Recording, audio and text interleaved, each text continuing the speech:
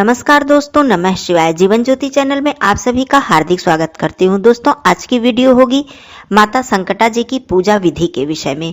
संकटा माता की पूजा हमें कैसे करनी है, इसकी विधि क्या है, किस दिन ये पूजा की जाती है, कृष्ण पक्ष में करें या शुक्ल पक्ष में करें, कितने सुहागनों को खिलाया जाता है माता जी का प्रसाद, और प्रसाद में क्या मुख्य रूप से होना चाहिए।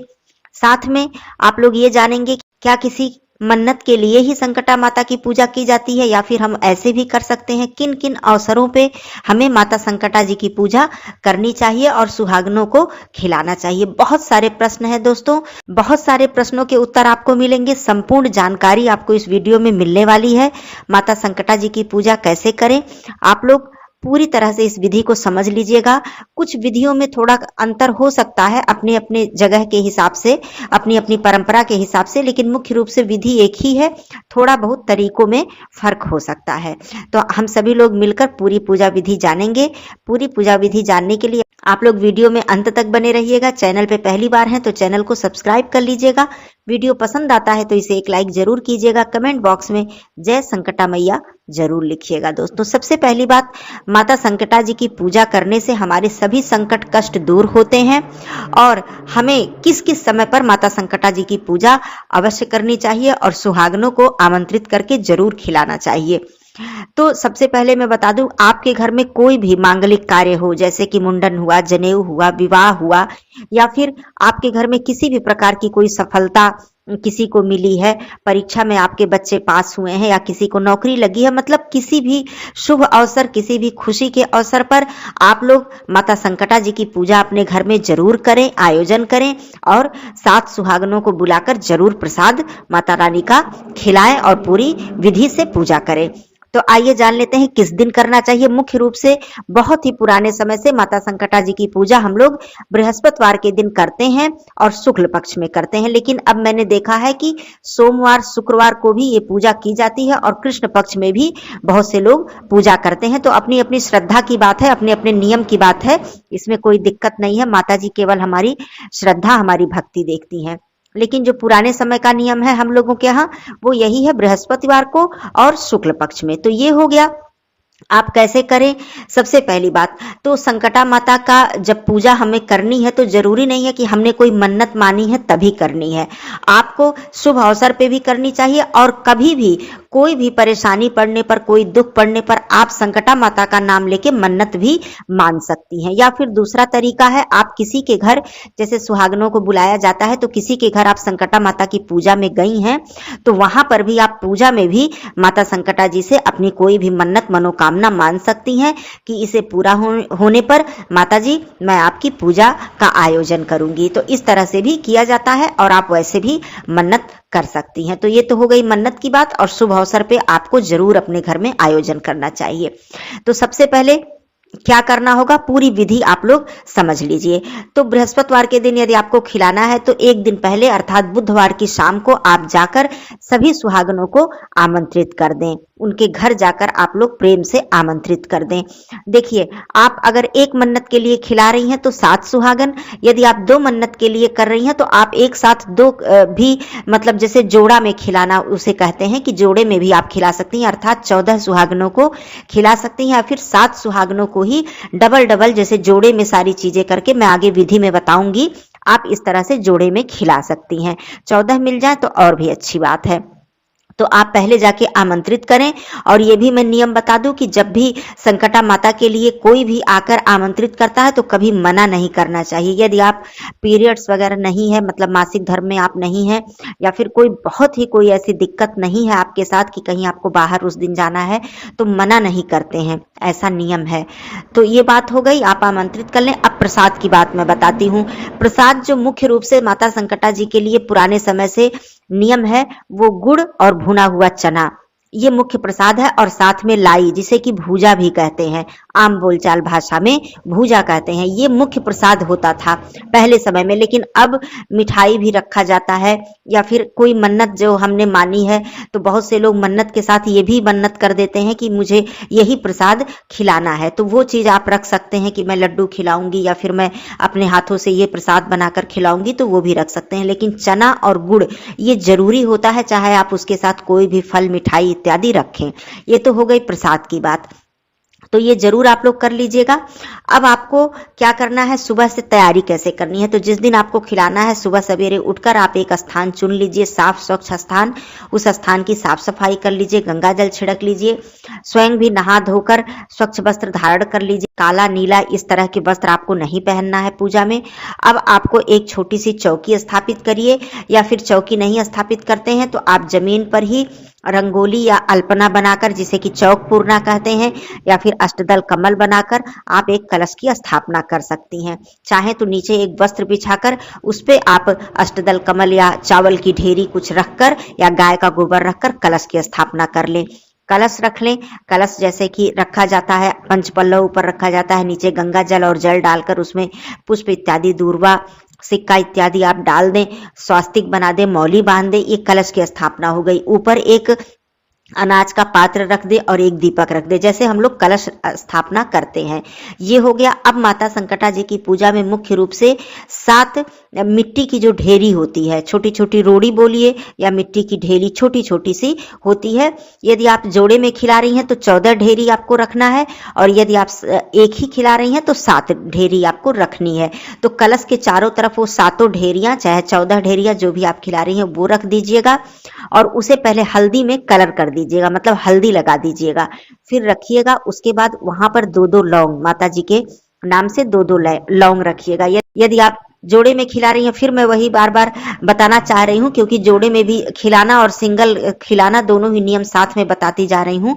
जोड़े में खिलाएंगे तो आपको 4-4 लौंग, मतलब एक जोड़ा एक के लिए और एक जोड़ा एक के लिए, मतलब 4-4 लौंग एक एक ढेरी के पास आपको रखना पड़ेगा। और साथ में उस ढेरी के पास आप सिक्का रख दीजिए। बाद में उससे कपूर जलाया जाता है, सभी सुहागनें लेकर जाती हैं, तो 5 का सिक्का, 2 का सिक्का, 10 का, जो आपको रखना हो कपूर जलाने के लिए आप रख दीजिए। उन सभी ढेरियों के पास आप चूड़ी, बिंदी, सिंदूर, आप एक एक डिब्बा चूड़ी नहीं रख सकती हैं तो 4-4 चूड़ी या 5-5 चूड़ी एक एक जगह पर आप रख दीजिए, बिंदी रख दीजिए और सिंदूर की डिबिया रख दीजिए। अब माता गौरी जी की स्थापना कर लीजिए गाय के गोबर से या फिर हल्दी से। किसी पात्र में आसन देकर माता गौरी जी की स्थापना कर लीजिए। ये सारी व्यवस्था कर लीजिए। अब एक लोटे में अलग आप जल रखिए धार चढ़ाने के लिए अंतिम में।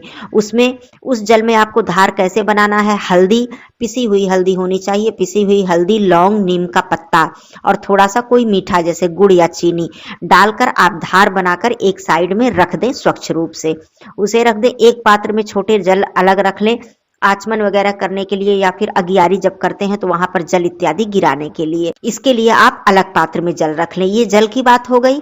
अब उसके बाद एक थाल में आप पुष्प, जितने भी फूल, लाल फूल मिले तो बहुत अच्छी बात है, नहीं तो पीले ही मिले, लाल मिले, जो भी मिले, फूल रख लीजिए, अक्षत रख लीजिए, हल्दी रख लीजिए, सिंदूर रख लीजिए। ये मुख्य सामग्री आप एक थाल में अलग से आप रख लीजिए। कपूर रख लीजिए आरती करने के लिए, और गाय का जो कंडा होता है, उपला होता है, उसे रख लीजिए अगियारी करने के लिए। नहीं तो आम की लकड़ी ही हो तो उसे रख लीजिए किसी पात्र में अंतिम में अगियारी करने के लिए। मैं इसलिए बता रही हूँ कि बीच में उठना नहीं चाहिए। जब आप एक बार संकटा माता की पूजा के लिए आसन पर बैठ गई तो आपको उठना नहीं है। ये हो गया। अब 7 जो भी आप सुहागनों को बुलाएंगे, 14 या 7, उनके लिए कुछ आसन की व्यवस्था कर लीजिए। कोई चद्दर साफ सुथरा होना चाहिए, बिछा दीजिए कि सभी लोग अच्छे से आराम से गोलाई में बैठ जाए। गोलाई में इसलिए बैठाते हैं कि कलश बीच में रहता है तो पूजा करने में सभी लोगों को आसानी रहती है। अब प्रसाद की बात मैं करती हूँ। देखिए, प्रसाद 2 तरीके से रखा जाता है। किसी किसी के यहाँ प्रसाद किसी पात्र में रखा जाता है, और कहीं कहीं प्रसाद एक वस्त्र पे रखा जाता है। कोई एक साफ आप साड़ी ले लीजिए, नई हो, थोड़ी बहुत पुरानी ना हो पहनी, पूजा इत्यादि आपने की है पहन के तो कोई बात नहीं है, बहुत ज्यादा पहनी हुई ना हो, प्रतिदिन की पहनी हुई ना हो, आप ले लीजिए। वो संकटा माता का एक प्रतीकात्मक रूप माना जाता है। उसे आप एक साइड में बिछाइए, नीचे ही जमीन पर ही साफ रहे वहां बिछा दीजिए। और जो आपका प्रसाद है सभी सुहागनों के लिए, तो अलग अलग आप किसी पॉलीथीन में या किसी पेपर में मतलब करके अच्छे से 7 अलग अलग जगहों पर आप उसी साड़ी पर आप रख दीजिए। और उसको आंचल में डालना है। आंचल में आपको 2 बार डालना होता है। चलिए उसे आगे मैं बताती हूँ। सबसे पहले जब आपकी सभी सुहागनें आपके घर आ जाएं, तब आप सभी के पैरों में महावर लगाइए। सबसे पहले आलता लगाइए, सिंदूर लगाइए और बिंदी लगाइए। उसके बाद आसन पर बिठा दीजिए। अब आपको नहीं उठना है वहां से। जब आपने सिंदूर और बिंदी महावर लगाकर आसन पर आप बैठ गई, आप हो या फिर सभी सुहागनें हो बैठ गई, फिर आपको नहीं उठना है। सारी व्यवस्था कर लेनी है। यहाँ तक कि पानी भी रख लीजिएगा पीने के लिए, क्योंकि वहीं पर बैठकर ही प्रसाद खाकर पानी पिया जाता है, तभी उठा जाता है। तो किसी पात्र में पानी, गिलास इत्यादि आप वहीं पर रख लीजिए। या फिर कोई है आपके घर में अन्य सदस्य करने वाला तो वो बाद में भी दे सकते हैं। मैंने बता दिया कि आप अकेली हो या ना कोई हो तो आप पहले से सब कर लें। सारी चीजें आप व्यवस्था करके रख लें। अब बारी आती है पूजन की। तो सभी लोग जब बैठ जाती हैं गोलाई में, तो जिसको खिलाना होता है, जैसे मेरे घर मैंने आमंत्रित किया है या मेरी मन्नत है तो हमें खिलाना है, तो मैं ही सभी को सिंदूर बिंदी इत्यादि लगाऊंगी। ये भी नियम मैं बता दे रही हूँ। फिर आप बैठा दी। अब सबसे पहले सभी सुहागनें जल इत्यादि अपने ऊपर छिड़क लेंगी और सबसे पहले आप माता गौरी जी की पूजा करेंगी। माता गौरी जी को सभी सुहागनें जितनी हैं 7 लोग सिंदूर अर्पित करेंगी। जो भी अक्षत पुष्प आपके पास है आप लोग अर्पित करके माता गौरी जी की पूजा करेंगी। अब माता संकटा जी की पूजा, जो कलश रखा है वही प्रतीकात्मक रूप से माता संकटा जी का रूप माना जाता है। और जो वो मिट्टी की जो ढेरी रखी हुई है, ढेली छोटी छोटी, उसे माता संकटा जी का प्रतीकात्मक रूप हम लोग मानते हैं। तो आप लोग कलश की पूजा करेंगी, दीपक की पूजा करेंगी और वो जो मिट्टी की ढेरी है उस पर आप लोग सिंदूर अर्पित करेंगी, पुष्प अर्पित करेंगी, अक्षत अर्पित करेंगी। मतलब कहने का जैसे पूजन हम लोग करते हैं माता जी का, वैसे ही उस मिट्टी की ढेरी की पूजा करेंगी। पूजा करने के बाद, सब पूजन हो जाने के बाद सभी लोग माता संकटा जी को प्रणाम करेंगी। अब आंचल में सभी के प्रसाद डालना है। तो जो मन्नत जिनकी है, जिन्होंने बुलाया है, आमंत्रित किया है, वही सबके आंचल में प्रसाद डालेंगी। सबसे पहले आप अपने आंचल में प्रसाद रखेंगी और 2 बार उस प्रसाद को रखना है। जैसे मैंने बताया कि चना गुड़ जरूर होना चाहिए और साथ में जो भी आप मिठाई, लाई, भूजा जो भी आप रखती हैं वो हो, तो उसको 2 जगह कर लीजिएगा। तो एक बार एक सामग्री डालिएगा, एक बार एक सामग्री। आंचल में एक बार प्रसाद नहीं डालना है। तो सबसे पहले अपने आंचल में, फिर दाहिने हाथ से होते हुए, मतलब दाहिने तरफ से घूमते हुए, आपको उठना नहीं है, वहीं बैठे बैठे ही आपको सभी के आंचल में 2-2 बार प्रसाद डाल देना है। अब आप जोड़े में खिला रही हैं तो 2 बार, फिर 2-2 बार आपको प्रसाद डाल देना है। मतलब एक लोगों का आप 2-2 प्रसाद की व्यवस्था आपको करनी है यदि आप जोड़े में खिला रही हैं। तो ये हो गया। उसके बाद अब धूप बत्ती इत्यादि आप वहां पर जलाकर रख दें, माता संकटा जी को वहां पर दिखा दें, अर्पित कर दें। अब हाथ में आप लोग अक्षत और पुष्प लेकर माता संकटा जी की कथा सुनेंगी। अब देखिए, कथा और गीत का एक नियम होता है। कहीं कहीं 7 गीत और 7 कथा कही जाती है और कहीं कहीं 7 ही, इसी में गीत और कथा दोनों मिलाकर कही जाती है। जैसे कि 4 गीत आपने कर लिया, 3 कथा कर लिया, या फिर 3 गीत 4 कथा, इस तरह से मतलब मिलाकर 7 कर लेते हैं, या फिर 7 अलग अलग कर लीजिए।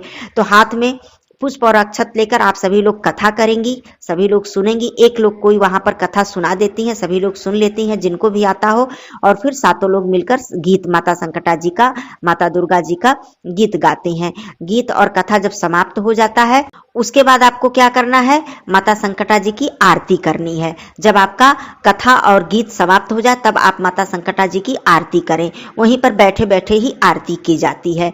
आरती कर लें। आरती करने के बाद आपको अगियारी करनी है, सूक्ष्म हवन। आप कंडा या उपला जो भी रखी है उसे जला दें। जब उसका धुआं निकल जाए तो आप सभी लोग गुड़, घी और थोड़ी सी हवन सामग्री मिलाकर इसको रख लें पहले ही, और अगियारी कर दें, जल गिरा दें। इसको करने के बाद आपको क्या करना है, जो आपने धार तैयार किया है उसे किसी पात्र में थाली इत्यादि आप रख लें वहीं पर, और जिनकी मन्नत है, मतलब जिनके घर ये आयोजन है, वो माता संकटा जी के नाम से धार अर्पित कर दें। और जो भी उनकी क्षमा प्रार्थना है, जो भी उनकी मन्नत मनोकामना है, सब कुछ माता जी से प्रार्थना कर लें, क्षमा याचना कर लें। जो भी गलती चूक हमसे हुई हो पूजा पाठ में, तो वो सारा कर लें, धार चढ़ा दें।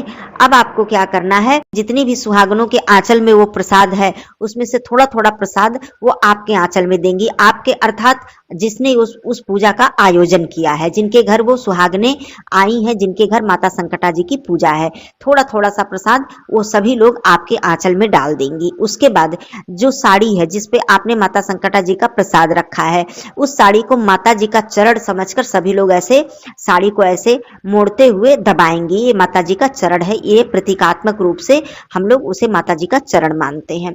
तो वहां पर आप लोग सभी लोग चरण दबाएंगी, सर झुकाकर, अपने शीश को नीचे झुकाकर वहां पर माता जी को प्रणाम करेंगी। माता जी को प्रणाम करने के बाद आप लोग वहीं पर बैठ के अपने आंचल का जो प्रसाद है, वो प्रसाद आप लोग खाकर वहीं पर पानी पिएंगी। वहां से उठना नहीं रहता है बिना प्रसाद खाए।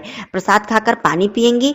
उसके बाद जो सिक्के रखे हुए हैं, सभी लोग, जितनी भी सुहागिनें हैं उसमें से सभी लोग वो सिक्का और वो दोनों लौंग और जो आपने श्रृंगार का सामग्री जो चढ़ाया आपने, सिंदूर, बिंदी, चूड़ी, चाहे 2-2 चूड़ी ही हो, चाहे 4-4 चूड़ी हो, वो सब आप लोग प्रसाद के रूप में लेंगी। सभी के लिए वहां पर रहेगा, 7 लोगों के लिए। तो 2 लौंग और सिक्का और वो सुहाग की सामग्री और साथ में वो प्रसाद, ये माता संकटा जी का प्रसाद है। इसे लेकर सभी लोग अपने घर जाएंगी। जो भी वहां पर बड़े छोटे हों, सभी लोग एक दूसरे का पैर छुएंगे। वहां से हटने के बाद वहां माता संकटा जी के पास वहां बैठकर पैर नहीं छूते हैं, अलग हटकर तब आप लोग एक दूसरे का चरण स्पर्श करेंगी। उसके बाद एक बहुत ही विशेष बात मैं बता दूं अंतिम में, कि मान लीजिए आपकी कोई विशेष मनोकामना है और आप उसे पूरा करना चाहती हैं, माता संकटा जी से कहना चाहती हैं, तो वहीं से आप मिट्टी की एक ढेली जो है, जो पूजन में प्रयोग में आई है, वो ढेली को उठाकर और आप अपने घर लेकर आएं और वहीं पर मन्नत मान लें और उस ढेली को लेकर आ जाएं। फिर जब आपकी मन्नत पूरी हो जाए तब उसी ढेली को आप रखकर माता संकटा जी की पूजा का आयोजन अपने घर में कर सकती हैं। तो इस तरह से मन्नत करने से बहुत जल्दी मन्नत पूर्ण होती है और माता संकटा जी हमारी मनोकामना बहुत जल्दी सुनती हैं और उसे पूरा करती हैं। तो आप लोग इस तरह से भी मन्नत कर सकती हैं और अपने घर से ही संकटा माता का नाम लेकर भी मन्नत मान सकती हैं। तो ये पूरी विधि थी। फिर भी कोई बात आप लोग के समझ में नहीं आई हो तो जरूर पूछ लीजिएगा। आप लोग अपने घर में जरूर संकटा माता की पूजा का आयोजन करें। कोई शुभ कार्य नहीं भी हुआ है, मांगलिक कार्य नहीं भी हुआ है, तब भी आप अपने घर में संकटा माता की पूजा का आयोजन समय समय पर जरूर करें। ये बहुत ही शुभ होता है और आपके घर में इससे सुख समृद्धि बढ़ती है। यदि आपने कभी नहीं किया है तो एक बार जरूर माता संकटा जी की पूजा का आयोजन करें। तो फिर मिलती हूँ अगले वीडियो में, तब तक के लिए धन्यवाद। नमः शिवाय। हर हर महादेव।